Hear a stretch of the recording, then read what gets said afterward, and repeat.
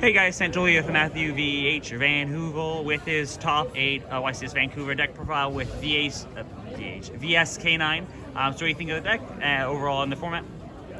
So far, I'm really liking the deck. I like the versatility of the toolbox of each card, and I think it's pretty well positioned into the meta. Yeah, no, it performed well, and I'd highly recommend trying it out. Okay, we'll get to the profile. Sure. Most of the ratios are pretty standard. 3 Razin, 3 Dr. Madlove, 3 Sue, 3 Xiaolong. I played the 2 Borger and the 1 Caesar. You need a certain number of darks, and I just think that Borger is one of the better darks to play in this deck. That's it for the main deck.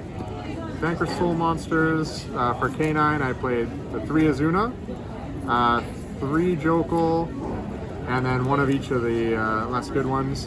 I know some people play like 2 or 1 of this card, but this card gets better the more level 5s you play. So I want to see it whenever I go first, and it's a really strong push going second as well. So I think it's actually worth playing 3 of. Some people cut Lantern, but again, you need the extra push in a lot of games. So that's that for the K9s. These are basically engine. I played 3 Ash, and I needed more darks, so I played 3 Crows.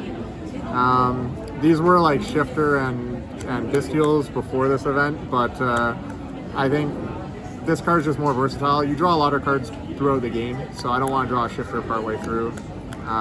For the off chance that I open it and blow out like a specific matchup.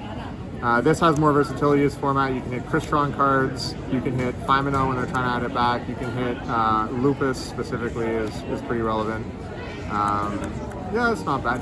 In niche situations, you can hit like an attribute out of the graveyard that they're trying to add back with Rock of the Vanquisher or something like that. Or against Yummy, you hit the minion field spell. So it's got a lot of versatility. It was like good today. It wasn't like amazing, but it performed better than Bestials or Shifter would have. And then 3 Fulos were the only off attribute card I played because they're just really good when you go second, obviously. That is it for the main deck monsters. I didn't play like Droll or Nibiru or anything like that in the main deck because I just don't want the wrong attributes. Like, people complain this deck bricks, and I think part of that is you don't necessarily have the right attribute ratios. For the spell and traps, I played 3 Stake Your Soul, 1 of the field spell, and 1 Rhoda, which is standard.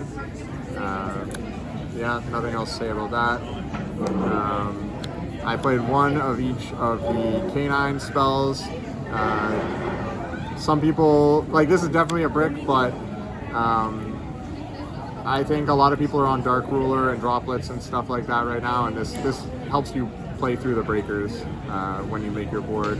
This card's really hard to play around, and it helps you also not play into talents and thrust and stuff in game 2, which is really nice. Like, if you have this backed up with the last card I played, you can pretty much not have to play into any of those kind of cards, or into K9 cards on your turn and things like that. So, Would you continue to main the forced release then? yeah, I liked it a lot. I sided it out when I went second every time. I know a lot of people keep it in because they want to OTK or something, but I think that's kind of greedy. I don't understand that. I don't think I attacked with Werewolf a single time in the whole tournament. Like, the deck outputs so much damage. Like, I don't need that. So I definitely don't want it when I go second, but just having it to go first is really relevant. And like, the only other reason you might keep it in is like, you could potentially out like start in the mirror match or something like that, which is kind of good, but it's not really worth it. But I would continue to play that card. It's really good. For the extra deck, I played 2 Rock and a SP Little Knight. You absolutely don't need 3 of this.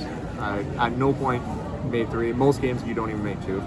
Like, the deck just plays a lot different now than it used to. It's not as good. It doesn't need to be as grindy. That's it for the links. I didn't play Donner or whatever the hell the Baguska out is because the only deck that's making Baguska right now backs it up with Cross and Detonator, and you can't beat that with Donner anyway, so there's no point to that. Code Valor Swordsman can't beat it over either. Yeah, exactly. Like, it can't be destroyed with battle because of detonator. It can't be outed, so like either you stop them from getting to that point or you lose. Probably it is what it is. For rank 5s, Fallon was okay. I played this. I summoned it one time this whole tournament, and it won me the game. Yeah, I mean, it was important, but I didn't summon it very often. Like, this is a super greedy play, and everyone's trying to stop you from getting to it. The Crystron deck freaking turbos into this card, but this deck, you kind of need a lot of stuff to align and your opponent not to stop you, and they're all trying to stop you from getting to it. The regular end board is enough. Right? You don't need to make this thing. But it's in here for when you get like double Charmead, and then, yeah. And you're going to lose anyway, so you got to go for it in those situations. I played 2 Nash Knight, because this card is actually the best card in your extra deck. Yeah, like you make one turn 1 with Azuna, suck up something, and then your opponent has to out this. So they do, and then on your turn, partway through the turn, you make another one, eat something, and then kill them with it. So it went along with, obviously, this thing. I played this. This card never really uses his negate effect. Like, it's so easy to chain block it or just negate it with Dark Ruler or whatever, but the MST effect for this is honestly the most relevant thing. And the better card is this thing, because I can be aggressive with this. So like in the scenario where you eat something, like I usually, you put this under the first one, threaten it so that they have to out it. The next one you eat something, make this, and then you make this and eat another card, and then you can make like a 5 or 6 material Zeus depending on the situation, and that's going to be game like every time. Going along with that is the Zeus I played. Card's good. And then the last 3 cards in my extra deck were 2 copies of Ripper and a Werewolf. This was mainly the second one. You want it in the mirror match. Like, you turn 1, you make this card, and then a lot of people have like Book of Eclipse or Droplets or something. They break your board potentially, and then if you follow up with this, they're not expecting a second one necessarily, and you catch them off guard with like the Holy Suit stuck in their hand or something, and just win through the game. I was playing Hound up until this tournament. Hound is a lot better for the Yummy matchup. You make it in that, and they can't out it. When Lupus is under it, you just make it, and they have no out, and then you just banish minion in the standby phase and kill them with it. But I decided the mirror match was probably more scary than Yummy, so I went with that. And for side deck, 3 Droll for my worst matchup, which is Mitsurugi Raziel, and then also, depending on what I see, I might put it in the mirror match or something like that. It's a good card. If I play against water, you need to not just die to that deck. So Lancia for Malice, and if I randomly play against Lunalight or something like that. This card's really, really good against Yummy and Draco Tail, and that's mainly what it's for. I'm sure there's other applications, but that's that. For Yummy and or something else. Malice, yeah. This thing. Nibiru's, I don't like putting in the wrong attribute. Same with the Droll and the Lancia, but if you can pair this with like anything to force the mirror match into 5 summons, like this can be a blowout. It's one of the only things in the mirror match that can be a blowout. And then the last 3 cards are these 2 always go in when you go first, and then this in some matchups is a blowout as well. Self-explanatory, I think. Yeah, that's pretty much it. The deck performed really well.